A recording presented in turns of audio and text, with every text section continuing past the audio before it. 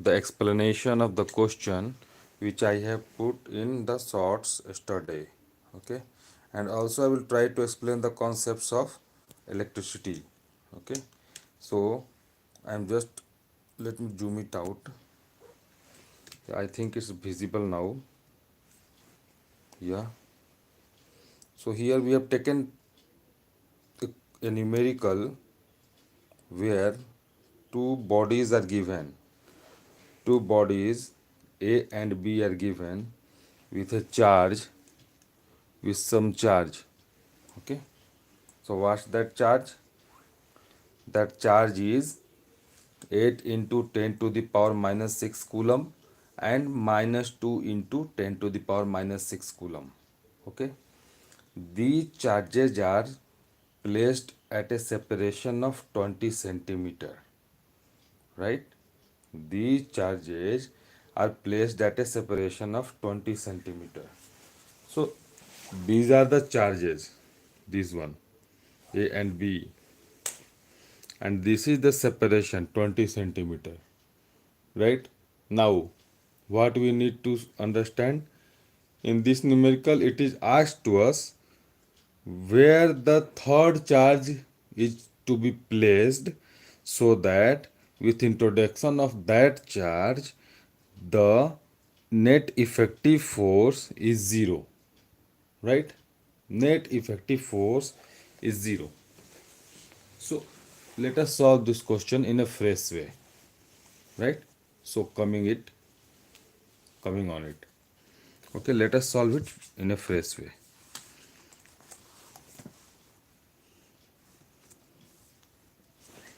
So as given into the question, this is a charge A and this is a charge B, right? And these are kept at a separation of 20 centimeter, and the effective charge on on the charge A is 8 into 10 to the power minus 6 coulombs, right? And the effective charge on B is minus 2 into 10 to the power minus 6 coulomb. So which are these are the two charges which are kept at a distance. We need to introduce a third charge. We need to find at the position of the third charge. Let's say this is kept over here at a position of C and at a distance of x centimeter from the B, the second charge, right? Now we need to find the position of the third charge. Third charge, let's say it's Q. We have assumed it Q. So the net effective force acting on this whole system is zero. The net effective force on this whole system will be zero only when the total charges, the total force with due to three charged bodies, that is A, B and C, is equal to zero, right? So by Coulomb's law, we know the concept of Coulomb's law. By Coulomb's law, yes students, tell me. By Coulomb's law, we know that the force between the two charged particles is 1 by 4 pi epsilon 0 q1 q2 divided by r square, right? What is r and what is q1 q2? Where q1 and q2 are two charged bodies with the charge q1 and q2 and kept at a separation of r, then the effective force which will act is 1 by 4 pi epsilon 0 q1 q2 divided by r square. Now just apply the same concept over here, right? Here we have three charged bodies. So since we have introduced a third charge, the charge by C on A, that is by the composition of A and C, the force by A and C should be equal to the force between B and C, right? Then only it will be equivalent. Then only the net charge will be 0, because the ultimate requirement into the question, into our numerical, is that net force should be equal to 0. This is the question. It's already given into the question. I have already put a sorts of this question yesterday, so I'm explaining it, right? Now, force between A and C, that means take two charges in place of Q1 and Q2. Take A as the first charge and C as the third charge. We have put it as Q. We have already mentioned. So the net force, that is FAC, will be equal to FBC, right? What will be the FAC? FAC will be 1 by 4 pi epsilon 0. I am writing for this. Mark it. FAC. This will be equal to, FAC will be equal to 1 by 4 pi epsilon 0 Q1 Q2. What will be Q1? This is A. That means A is 8 into 10 to the power minus 6 Coulomb. This is 8 into 10 to the power minus 6 Coulomb multiplied by C. What is the value of C? We have assumed it Q, and divided by the separation. What is the separation? Separation between A and C is 20 plus X, right? So 20 plus X and whole square, right? You can see in the Coulomb's law, R square into the denominator, right? So we have put it over here. So this is the effective force F between A and C, and this should be equal to FBC. And FBC is what? That is 1 by 4 pi epsilon 0, right, into Q1 Q2. What is Q1? Q1 over here is B is minus 2 into 10 to the power minus 6. So I am writing 2 into 10 to the power minus 6, because this is negative, opposite in direction. So this will be cancelled out. So that's why I am writing 1 into the LHS and another force into the RHS. So this minus sign will not come over here, right? And effective force between BC will be 1 by 4 pi epsilon 0 charge into Q, the another charge, the charge of C, divided by R square. And what is the distance between B and C? You can see it's X. It's X. So it will be X square. Now, what we will do? It's a simple calculation, so that you will be able to calculate the distance X. And this is asked into the numerical. At what distance the the third charge C is placed? So we have assumed it as X. So we are calculating the value of X, the position of the third charge C, so that it will be the net effective force over here in this system with three charges will be 0. So for this, F between AC will be equal to F between BC, and 1 by 4 pi epsilon 0 Q1 Q2 by R square, putting the values on the basis of Coulomb's law. On the basis of Coulomb's law, I am now cancelling 1 by 4 pi epsilon 0 into the LHS and 1 by 4 pi epsilon 0 into the RHS, right? Similarly, you can cancel Q over here into the LHS and Q into the RHS. Now we are left with what? We are left with, you can also cancel 10 to the power minus 6. You can see here. So cancel 10 to the power minus 6 and cancel 10 to the power minus 6. Now we are left with 8 by 20 plus x whole square equal to 2 by x square, right? Now you can just cancel 2 4 times. So we are going to have a quadratic equation now, because here you can see the power of x will be coming as 2. Now just solve it. So 4x square, just cross multiply 4x square into the LHS and into the RHS we are having 20 plus x whole square. 20 plus x whole square, just expand it. This will be 20 square plus x square plus 2 into 20, that is 40x, right? I just expanded it, 20 plus x whole square on a plus b whole square, right? Now when this x square will be coming into the LHS, we are left with 3x square, and bring all the terms into the LHS, right? Then we will be having minus 40x minus 400 equal to 0, right? Now this is simple calculation, simple arithmetic calculation. You can write it, you can solve it. Split the middle terms, the first term and the third term, you know it. That is 400 into 3, that will be 1200, and 1200 can be taken as 60 into 20. Why I am remembering? Because yesterday I put the sorts of it. Okay, so just split this middle term into 60 and 20.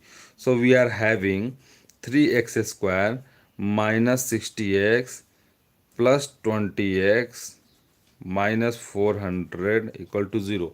In this way we are getting the value of x by solving this quadratic equation, right?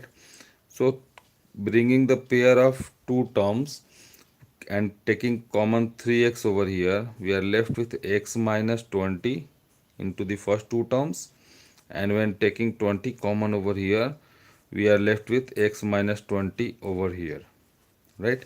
So 3x plus 20 coming into one bracket, and another one is x minus 20 equal to 0. You can see this will give x value negative. So negative value of x is not acceptable, and this will give x equal to positive, that is 20. So this is acceptable, right? So x equal to 20 centimeter is our answer. X equal to 20 centimeter. So we can say that this third charged particle carrying charge, let's q, should be placed at a distance of x, that is 20 centimeter from B, the second charge which is given. Into the question, we have been provided with these two charges A and B, which are placed at a distance of 20 centimeter. We are just about to find the distance of the third charged particle, which should be kept in such a way that the effective net force on the system will be 0. So for solving this numerical, we have used the Coulomb's law, and we calculated the equivalent force FAC should be equal to FBC, because that is, you can see C is common into both these forces, because C is introduced over here. You can see the position of C. So C is balancing out the net effective force over here, right? So the net effective force 1 by 4 pi epsilon 0 q1 q2 by r square. Need not to put the value of 1 by 4 pi epsilon 0, or need not to calculate the value of 8 into 10 to the power minus 6, because you can cancel it out over here, right? And simply solve this equation to get the value of x. So now we have calculated that the third charged particle should be placed at a distance of 20 centimeter. At 20 centimeter, when C is placed, just I am trying to mark it in a separate color so that you will be remembering it. 1 minute.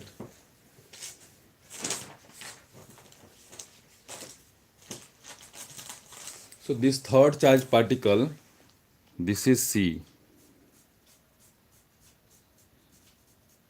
This is C.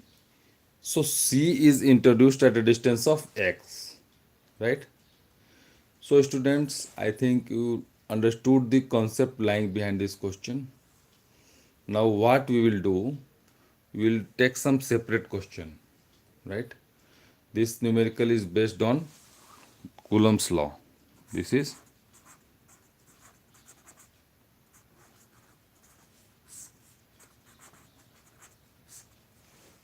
and in this numerical it has been asked that the net effective force is 0.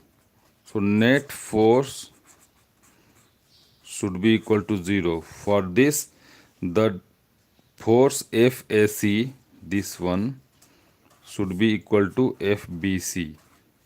And we have solved it. Now, coming to the next numerical now.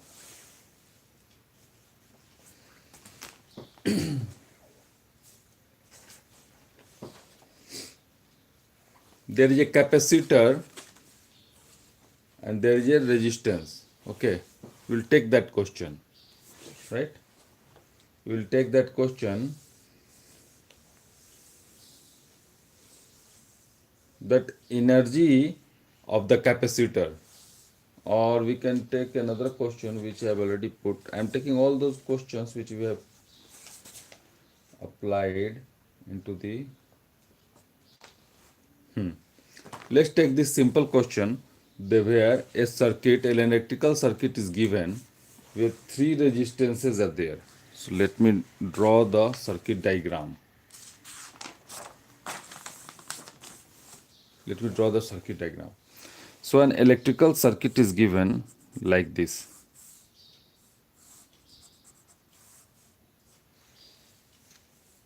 These two resistances in parallel, and these are connected with the battery source of 9 volt and connected like this, right? Oh, one more resistance over here. Okay, the value of the three resistances are, this is 6 ohm, and the second resistance which is connected in parallel with 6 ohm is 3 ohm, and the third resistance here is 1 ohm. And what is the question which is asked to us? The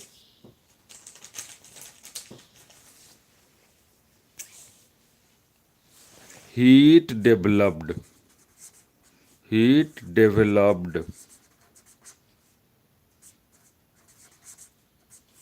in all three are in 1 minute. This is the question which we are going to solve. Okay, so just identify the circuit, students. In this question, three resistances are connected, 6 ohm, 3 ohm and 1 ohm, where the 6 ohm and 3 ohm are connected in parallel to each other, right? Now we need to find out the heat developed in all these three resistances, 6 ohm, 3 ohm and 1 ohm. These are the three resistances, and we need to find out the heat developed in all these three resistors, right? Now what we will do? So we will just initiate with, the concept of equivalent resistance. When two circuits are connected in series, right? And when they are connected in parallel, what are the equivalent resistance? Here we are getting R equal to, if this is R1 and R2, R1 and R2, for the series combination R equal to R1 plus R2, right? And for the parallel combination, 1 by R equal to 1 by R1 plus 1 by R2. So these are the two formulas which we are knowing, right? I am assuming it, right? Now what we need to find? We need to find the effective resistance or effective heat developed in all these three resistors. So let us find the equivalent resistance now. Since these 6 ohm and 3 ohm are in parallel, 6 ohm and 3 ohm are in parallel. So let's say the effective resistance of this. Let us find it out.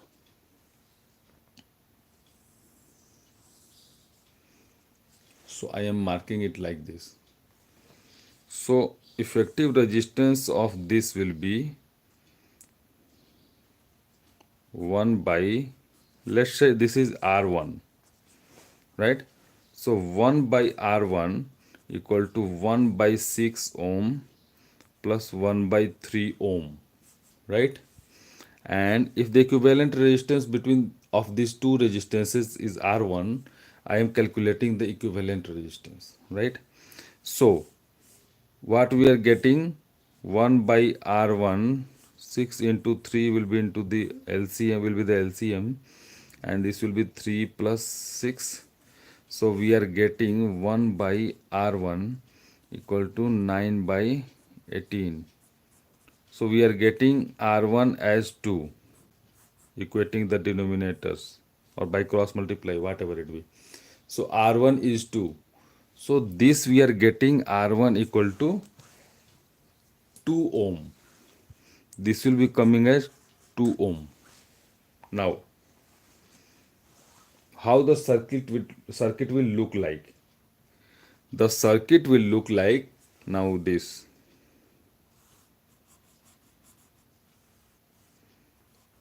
2 ohm. This will be connected with 1 ohm, and this is the battery source of 9 volt, and they are connected like this.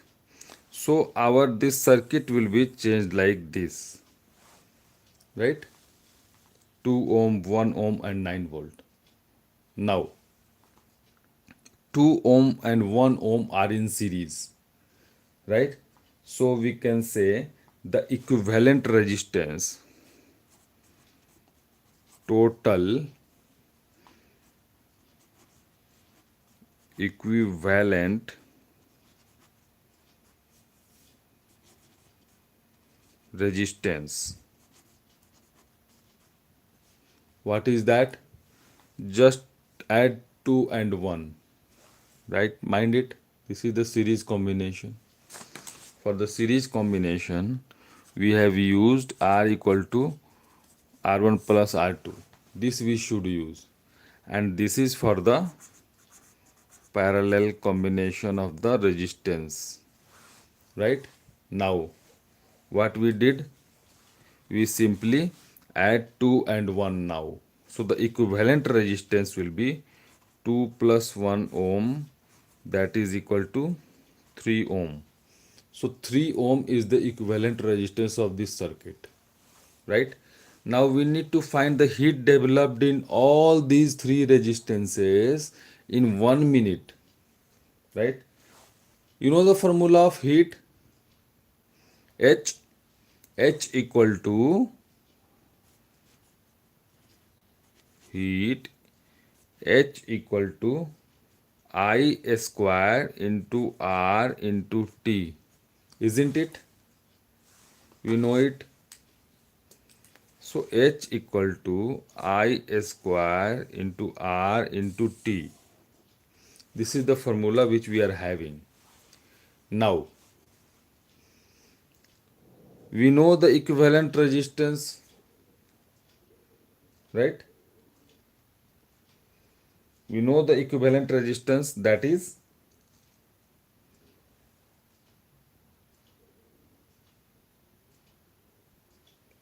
3 ohm. We have already seen it. You can see here 2 plus 1, 3 ohm. Now we will get the value of I, because we are knowing R. For R equal to R1, R2, R3, that means these three resistances, we can keep this R, and T is given as 1 minute. This is the T, and I is unknown to us. So current, apply the current V equal to IR. Apply this formula to get the value of current. So let's say it's a small I. So current is calculated by voltage by equivalent resistance. So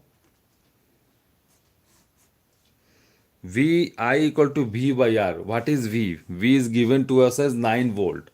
So 9 volt divided by equivalent resistance of 3 ohm will give 3 ampere as current.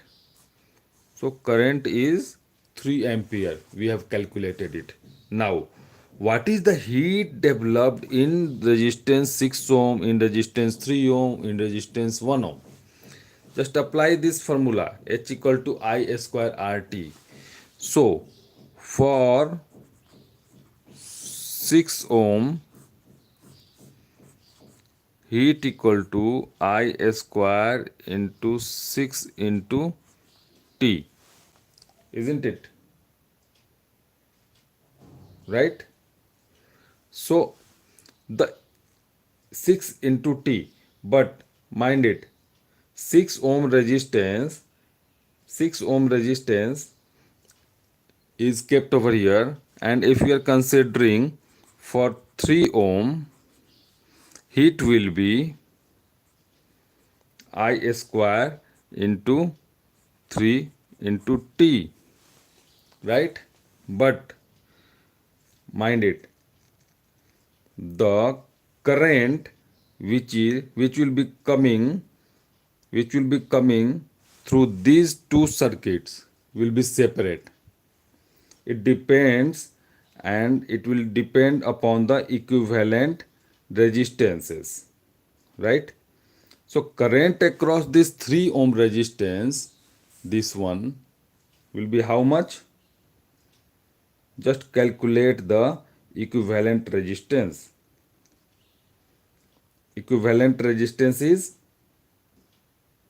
6 plus 3. Here you can see, for 6 plus 3 it is 2,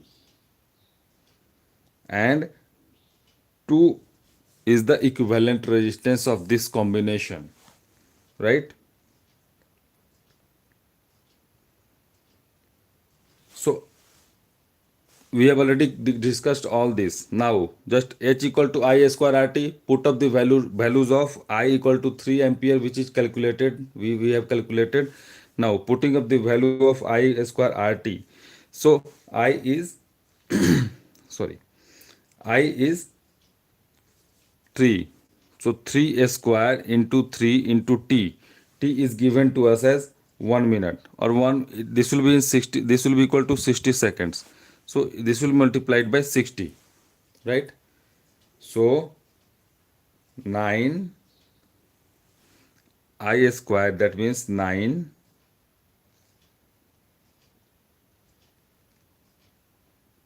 into 3 into 60.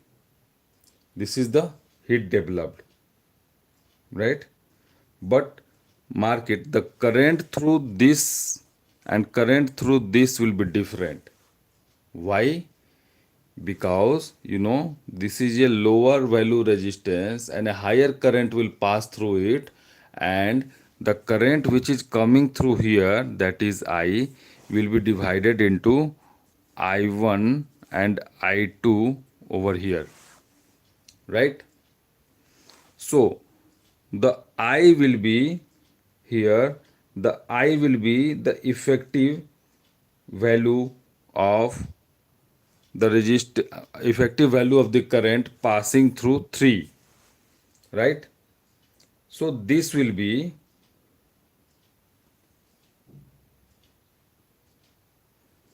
the 3 ohm. For 3 ohm, this will be 6 by 6 plus 3, 6 by 6 plus 3, that is equivalent resistance. This will be multiplied by 3.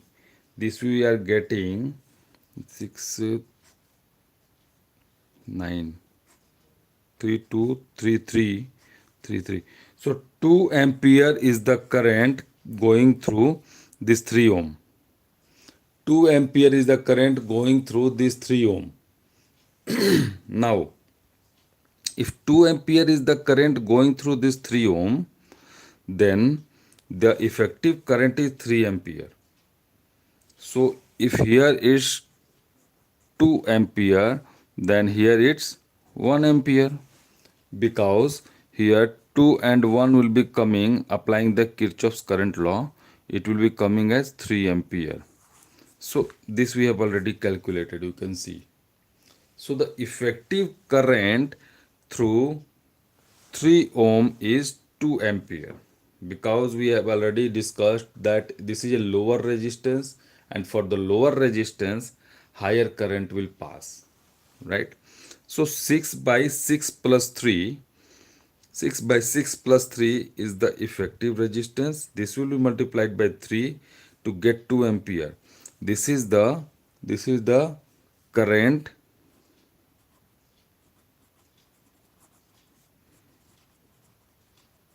through 3 ohm.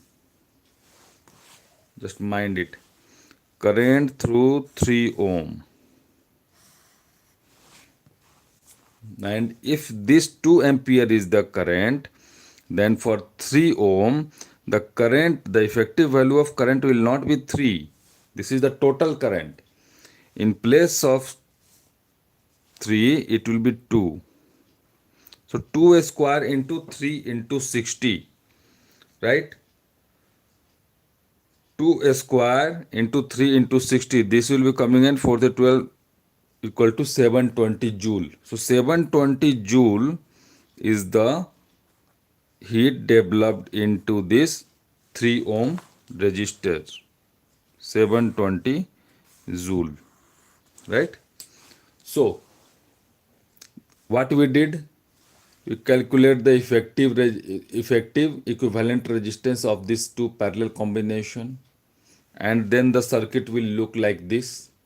After that, this 2 ohm is added with 1 ohm to get 3 ohm as the total resistance. Now with this total resistance and with the given voltage of 9 volt, we have calculated the current, that is 3 ampere.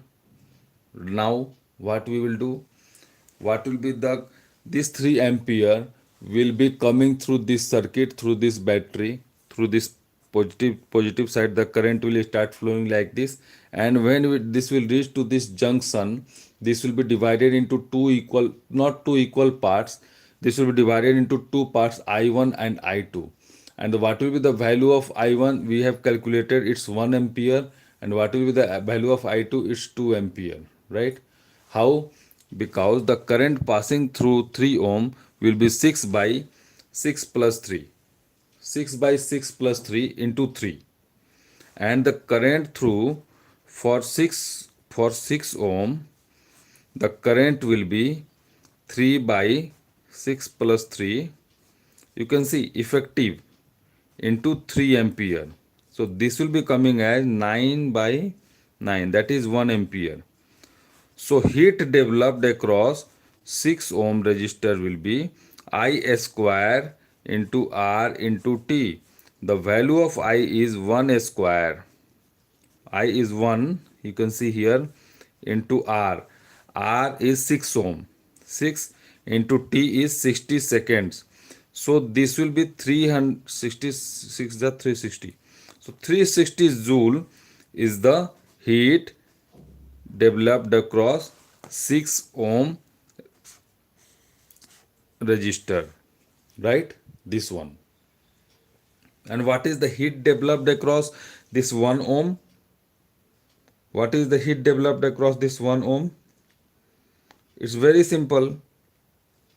I square RT, simply apply, because the total current is coming through this resistance 1 ohm, right? Here total current is 3 ampere. So heat developed across 1 ohm resistor will be I square RT. I will be 3 square into R will be 1 into T will be 60 seconds, because we have to calculate in 1 minute, right?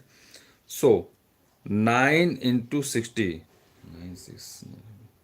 540 joule. 540 joule is the total heat developed across this 1 ohm resistor. This 1 ohm resistors, which is kept at the bottom side, which is directly connected with the voltage here. So we have calculated the values of the heat developed across R1, or not R1, 6 ohm, 3 ohm and 1 ohm. R1 is the effective resistance which we have taken over here for the parallel combination of 6 ohm and 3 ohm, right? So now 6 ohm, just I am quickly summarizing this numerical. Okay. In this question, this electrical circuit is given. In this question, this electrical circuit is given, this one, where we have three resistors, 6 ohm and 3 ohm connected in parallel, and this in turn is connected in series with 1 ohm. So 6 ohm, 3 ohm equivalent resistance will be coming as 2. Any doubt till this point?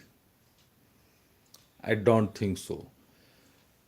We just applied the formula of parallel combination, this one, and we come to a equivalent resistance of R1 equal to 2 ohm for this part, right? Now this complete circuit will look like this. I don't think any doubt till this point. Now this 2 and 1 is connected in series. If this 2 and 1 is connected in series, then we will use this formula, R equal to R1 plus R2. So the effective resistance, the net equivalent, total equivalent resistance will be coming as 2 plus 1, that is 3 ohm. Now, this 3 ohm is the total equivalent resistance. Now we have the voltage, the volt, the battery source which is connected through this circuit, that is 9 volt. So V is known to us, and equivalent resistance is also known for this circuit, that is 3 ohm. So equivalent resistance is through 3 ohm, voltage is known to us, so apply V equal to IR, Ohm's law. By applying Ohm's law, V equal to IR, we get the value of current as 3 ampere. And if the value of current is known to us, we can calculate the value of current passing through this 6 ohm and 3 ohm. Don't make a mistake. Don't keep the value of I for calculating the heat developed across 6 ohm and 3 ohm as same. Okay. Don't put this value H equal to I square 60. But instead of I, it will be I1 here. And in this H for 3 ohm, it will be I2. So I1 and I2 matters because the value of H equal to I square I2 will change if we will keep the same value I. And the same current will not pass through 6 ohm and 3 ohm. Mind it. The current passing through 6 ohm will be lesser than the current passing through 3 ohm, which we have calculated. Here 2 ampere is passing through 3 ohm and 1 ampere is passing through 6 ohm. And how? The equivalent current passing through 3 ohm will be 6 by 6 plus 3. That is 6 by 6 plus 3 into 3. This will be coming as 2 ampere.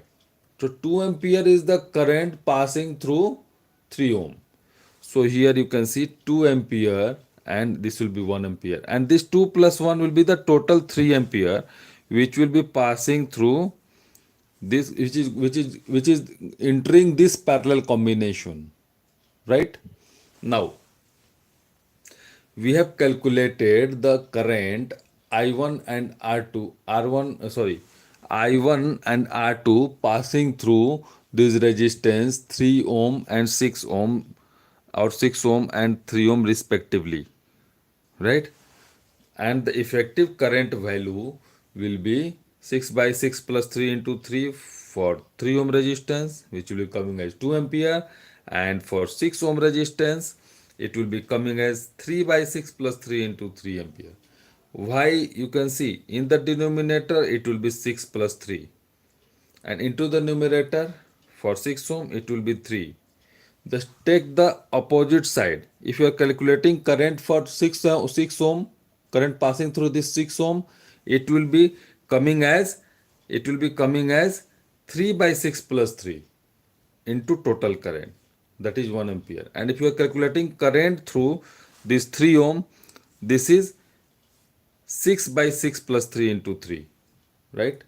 So in this way we are getting the current of 2 ampere and 1 ampere which are passing through these two branches of this circuit here, right?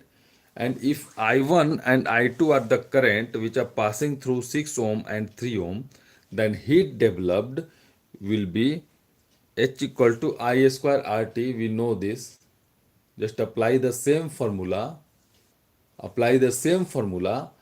to get heat developed across 3 ohm and 6 ohm with the values of current as I2 and I1. So for 6 ohm, we have considered I1, that is 1 ampere. You can see I square RT.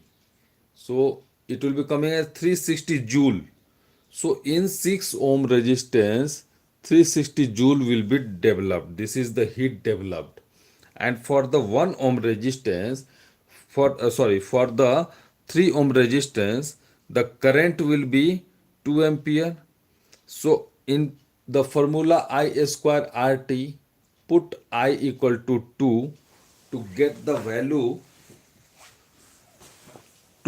value of heat developed, that is I square RT. That I is in place of I, it will be I2. So I2 is, we have calculated 2 ampere. So for 3 ohm, this one, the heat developed will be I2 square into 3 into T, because I2 is the current which is passing through the branch carrying 3 ohm resistor, right? So this will be coming as 2 ampere, and heat developed will be 2 square into R equal to 3 into T. T is 60 seconds. It's given 1 minute, mind it. It's given 1 minute and we have considered 60 seconds for this. For solving questions of electricity, the time given into the minute, just convert it into seconds. So we have calculated 720 joule is the heat developed across 3 ohm resistance. 360 joule is the heat developed across 6 ohm resistance, and 540 joule is the heat developed across 1 ohm resistance. So students, I think you have understood the concepts behind this, right? We'll take some more questions of electricity, and I have already put the sorts of all these questions, okay, but in 1 minute of time it's very difficult to elaborate the things. So that's why I come up with the live channel, so that I can interact. And let me see the messages, if any. Hello. Yes, students. Yes. So I'm coming up with some separate questions of electricity which I have put into my sorts, and I will explain the concept lying behind those questions.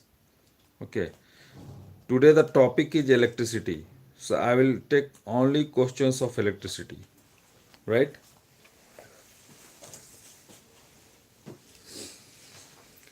So I think you are having a concept of rheostat. So I am taking a question of resistance of rheostat. Okay. So this will be our next question. So let me do one thing.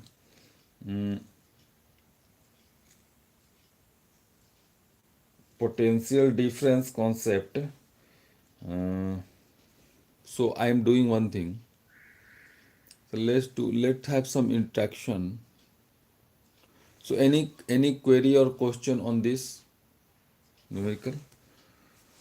We have taken this question, and even we have solved this question, this one, with 3 charged particles. A and B are given. The position of the third charged particle should be kept at what? Let's say x, and then calculate the value of this x by applying this Coulomb's law. FAC equal to FBC, right? And equating this, we'll get, and solving this quadratic equation, we get the value of x as 20 centimeter. Okay, this was the first numerical, and this is the second numerical which we have solved. That is the heat developed in all these three resistances we have calculated, right? Now let me come up with some separate question.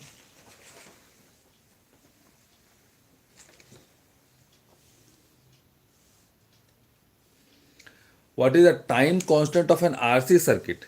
Let us do that question. That is also a good question. Okay. So I am taking that numerical now. So this is a circuit which is given to us. This is a capacitor of 100 microfarad.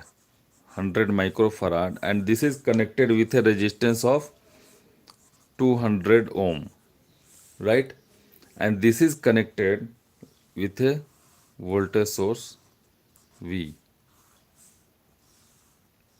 So this is the electrical circuit given. We need to find the time constant. So the time constant for an RC circuit is the product of R and C. R into C will give the time constant tau. This will give the time constant tau. So what is the value of R? This was asked to us. What is the value of time constant? So we calculate it. Just simply multiply R and C, right? And voltage across discharging capacitor is how much? Voltage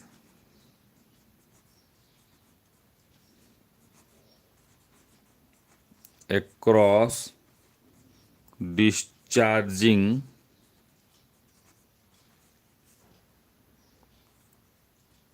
capacitor equal to how much?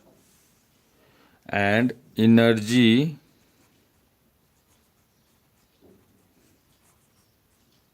remaining in the capacitor will be how much? So in this question we are solving this numerical where a RC circuit is given and we need to calculate the time constant, the voltage across discharging capacitor, and energy remaining into the capacitor after the discharge, right?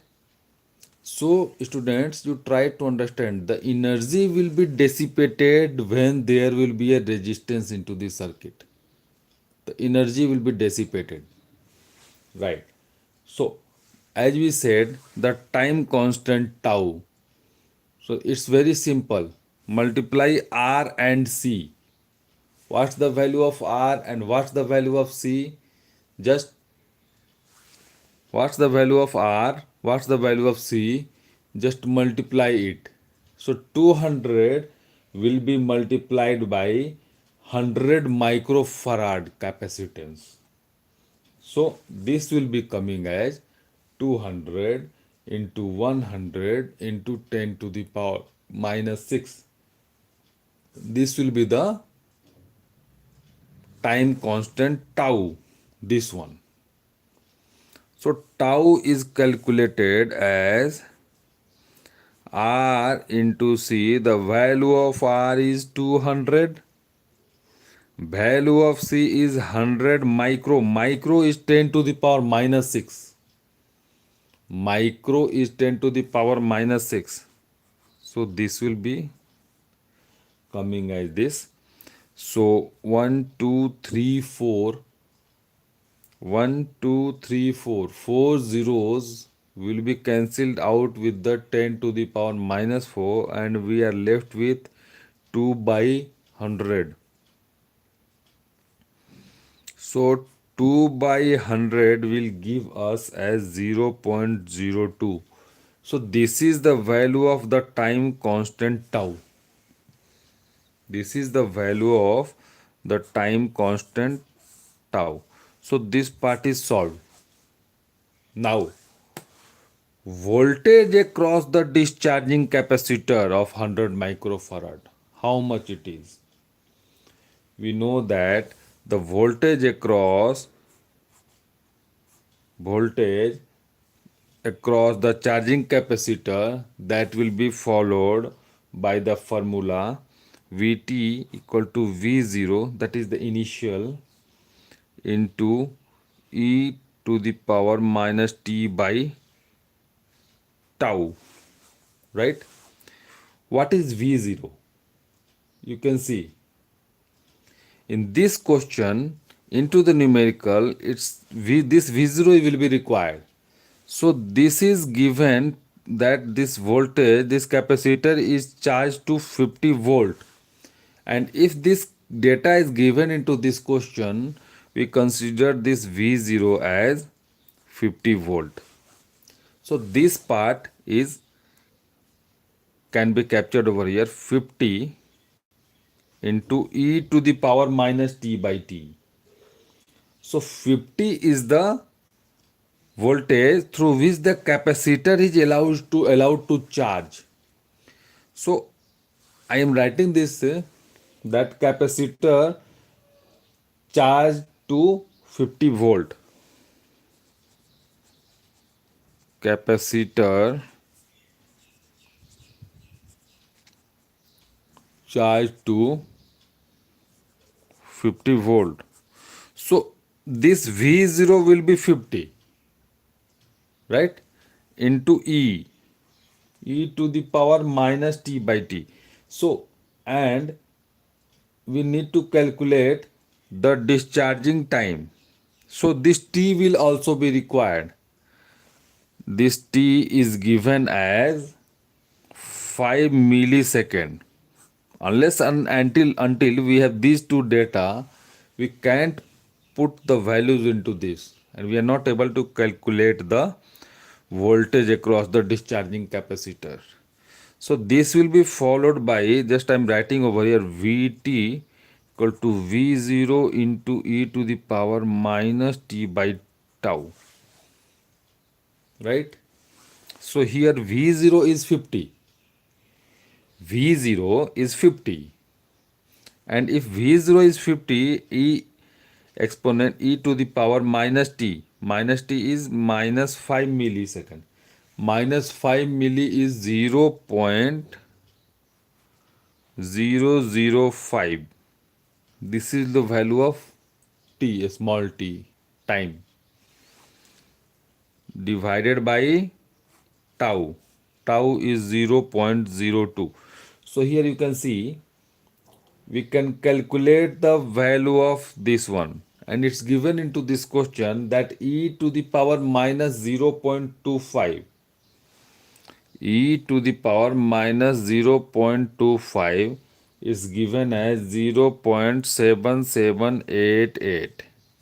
This data is given, this data is given, this data is given, right?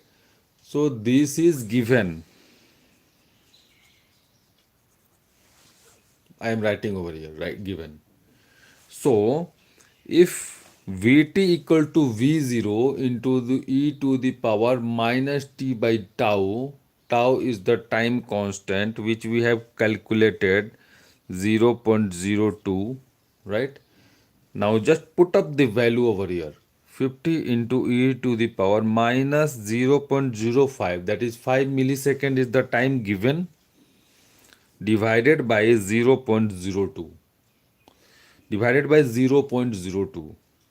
So this will give 50 into e power, just do the simple calculations. After decimal, 3 numbers. Here after decimal, 2 numbers. So this will be coming as minus 5 by 2, simply write, and just replace these decimals. These two decimal will of the denominator will give 2 zeros into the numerator, and these 3 decimals of the numerator will give three zeros into the denominator, and this 100 will be cancelling these 2 zeros. So we are left with 50 50 into e power 5 by 20 will be 1 by 4. So minus 1 by 4. This will be giving 50 into e to the power minus 0.25, right? And e to the power minus 0.25 it's given. Here you can see e to the power minus 0.25 is given. So putting up this value over here, I will be having 50 into 0.7788. So this will give the voltage across discharging capacitor VT, right? This is the voltage across discharging capacitor, and when we will do the calculation, let me do it. 5 at 40, 4, 44, 39, 3, 38. This is the voltage, and 1, 2, 3, 4. After 4 decimal, put the decimal. So VT will be coming as 3.894 volts. So what is this? This is the voltage across the discharging capacitor. So we have solved this part of the question. That is, voltage across the discharging capacitor is 3.894 volt. This is our answer, right? So the second part is also solved. Now coming on to the third part, that is the energy remaining. Energy remaining. We know the energy of a capacitor can be given as half into C into V square. Do you remember it? Half into C into V square. What is C? C is the simple capacitance which is given into the circuit, that is 100 microfarad. So just put up the value, half into 100 into micro will be 10 to the power minus 6 into 100 microfarad, that's it, and V square. So energy remaining in the capacitor will be half CV square, and the V will be this much, which we have calculated, 3.894 volt, this one. This is the voltage across discharging capacitor, mind it, which we have already declared and discussed and derived. So just put up this value 3.894 over here and just solve this to get the energy remaining into the capacitor. This will give you this will solve the third part of this numerical, right? So this will be the energy remaining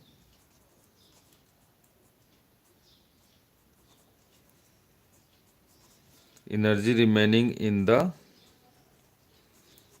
capacitor C equal to 100 microfarad. So this will be the energy, half into 100 into 10 to the power minus 6 into 3.894. Just if you want to calculate, you can just simply calculate it and solve. If this 2 will be cancelling, this will give 1.98. So this will be giving as 0.947. So this will be giving as 194.7 into 194.7 into 10 to the power minus 6 joule. This will be giving, I am writing it over here, 194.7 into 10 to the power minus 6 joule. So this will be the energy which will be remaining into the condenser or capacitor. This will be the energy remaining into the capacitor, right? So in this way we have solved the third part of the question, energy remaining into the capacitor. So I'm just quickly summarizing it.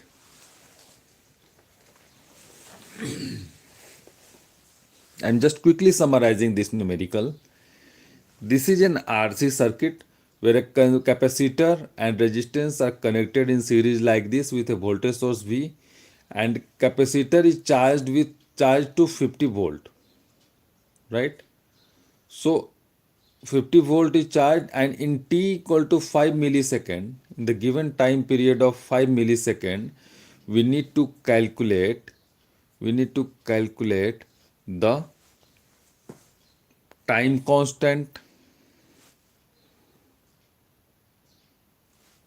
voltage across the discharging capacitor, and the energy remaining into the capacitor. These are the three parts which we need to solve. Now, I have already shown you the time constant of an RC circuit is tau equal to RC. So just put up the value to solve the first part of the question, that is the time constant tau. Just multiply to get 0.02. The second part of the question was asking voltage across the discharging capacitor. What we did here, voltage across the discharging capacitor will follow this formula, V0 e to the power minus t by t, where this will be the tau in the denominator, mark it. This is tau. This is the same tau which we have derived. That is the time constant. Just put up the value of V0 as 50 because the capacitor is allowed to charge to 50 volt. So 50 into e power minus 0.005, that is 5 millisecond, can be written as like this. 10 to the power minus 3 will be 0.005 divided by tau, the time constant, 0.02. This will give you the value of 50 into e to the power minus 5 by 2 into this. This is a simple arithmetic calculation. Now we are left with e to the power minus 0.25. The value of e to the power minus 0.25 is already given. We just put up this value over here to get Vt equal to 50 into 0.7788, which is given. Now this will be 3.8940 volt. So this is the voltage across the discharging capacitor, right? And this is the voltage across the discharging capacitor, and the energy remaining into the capacitor, that is the third part, that is solved by applying the formula half CV square with this voltage, that is 3.8940 volt. Just putting up the value of 3.8940 volt over here, we have calculated it, right? So I think we have covered 3 to 4 numericals of electricity over here today, and I am looking that some questions will be coming to me, or any doubts which you all guys have, let me have, so that we can discuss it. Yeah. So in electricity, just do understand the basic concepts, and I am just taking you through these numericals so that you will be able to understand the basic concepts behind this, right? Now I will be taking some more numericals of electricity. Okay, so let me go through the different questions. Yeah, I'm taking a voltmeter question now. Okay, I'm taking a question of voltmeter now. So let us do it. So what we understood, we have taken this question, we have solved this question also, where we have three charged particles. The third charged particle to be placed over where, that is unknown. So we have solved this. We have solved this. The second was one, not this. This was third one. Second one was this. The circuit is given. We need to calculate the heat developed in all these three resistances. I've explained it.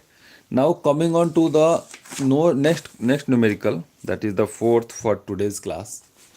So I'm just writing it over here. Okay. There is a voltmeter which reads 30 volt as connected across 400 ohm resistor. So this is a circuit which is given. This is 400 ohm resistor, and from here a voltmeter is connected. A voltmeter is connected, and this is like this, and this circuit completes in this way. A 60 volt of battery is connected into the lower terminal, which is closing the circuit, right? And the resistance of this one is 300 ohm. Now the question is, a voltmeter reads 30 volt as connected across 400 ohm resistance. So I'm writing the question.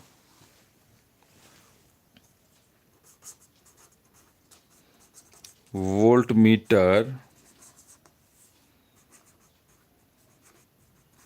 reads 30 volt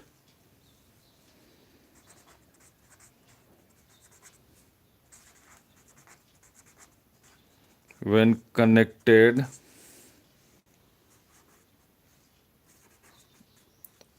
across 400 ohm.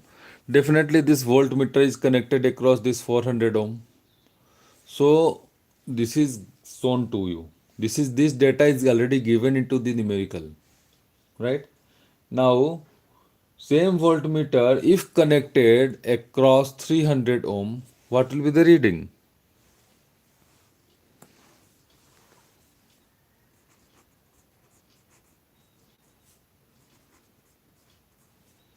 What will be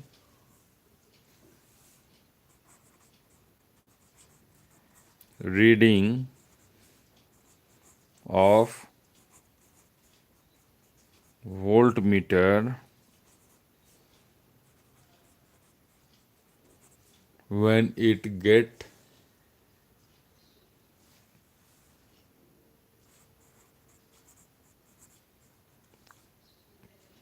when it is connected across 300 ohm. So this is the question. When this is connected through 300 ohm, what will be the resistance, right? So here you can see, you should know the concept of a voltmeter.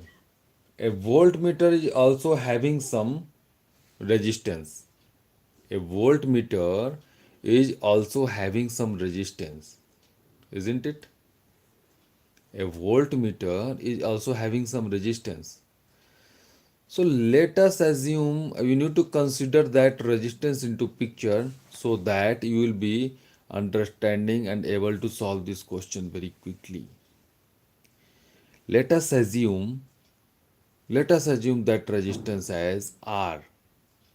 If this is the voltmeter and if this is connected in parallel through 400 ohm, let us assume the resistance of this voltmeter into solving this, that need to be considered in solving this numerical, right? So here let us say R, capital R is the resistance of this voltmeter, right? So assume it. Let R equal to resistance of voltmeter, because the voltmeter is also having some resistance, right? every equipment is dissipating some power.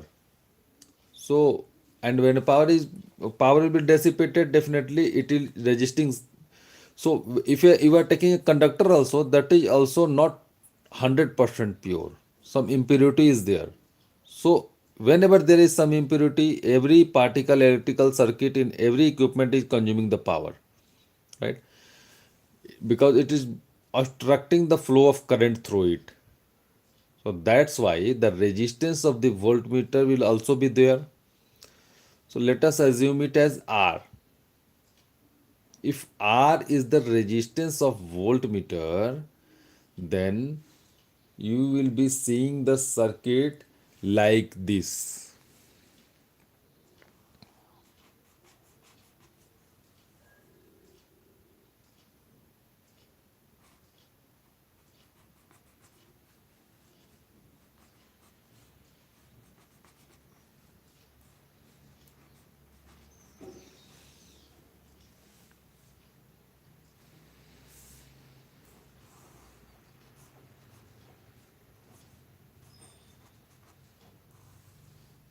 Isn't it? If R is the resistance of voltmeter, then this will be like this. The circuit will look like this. This is 300 ohm, this is 400 ohm, this is R ohm. Now the circuit will look like this, right? So the equivalent resistance of this combination can be calculated, this one, this part. When the voltmeter is connected in parallel with the 400 ohm resistance.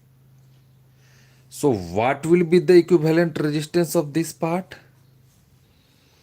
This will be R into 400 divided by R plus 400. Isn't it? This will be the R equivalent. If this is R equivalent, right? So this will be coming as R into 400 by R plus 400 because 1 by R equal to 1 by R1 plus 1 by R2 for any parallel combination. So the same formula we applied and we get R equivalent equal to R into 400 by R plus 400. So I just skipped a step because everything cannot be explained into this single page, right? So R equivalent is this much. Now the R equivalent is known to us and this will be the value when the same voltmeter will be connected through 300 ohm, right? Because the equivalent resistance is given that if connected across 300 ohm, what will be the reading that will be read by the voltmeter, this voltmeter. So considering the equivalent resistance of R into 400 by R plus 400, so the same will be read by this, right? So what we will do, we will just equate this with 300 because it's mentioned what will be the reading of voltmeter when it connected across 300 ohm. So this will be equal to 300. Now just solve it. These two zeros will be cancelled out into the LHS and RHS and we are left with 4R equal to 3R because 3 will be multiplied with R plus 400. This will be giving 3R plus 1200 and when this 3R will be going this side we are getting R equal to 1200. So R equal to 1200 ohm because this is the unit of resistance. R equal to 1200 ohm is the equivalent resistance. Now, what we will do? When this 300 ohm is connected, when the voltmeter is connected through this 300 ohm, what will be the reading of that voltmeter? This is the voltmeter, mind it. So we are just assuming it and keeping it over here, tapping it over here. Now, when this is the equivalent resistance, then definitely the circuit will look like this. 300 ohm, okay, and here R will be there. This is the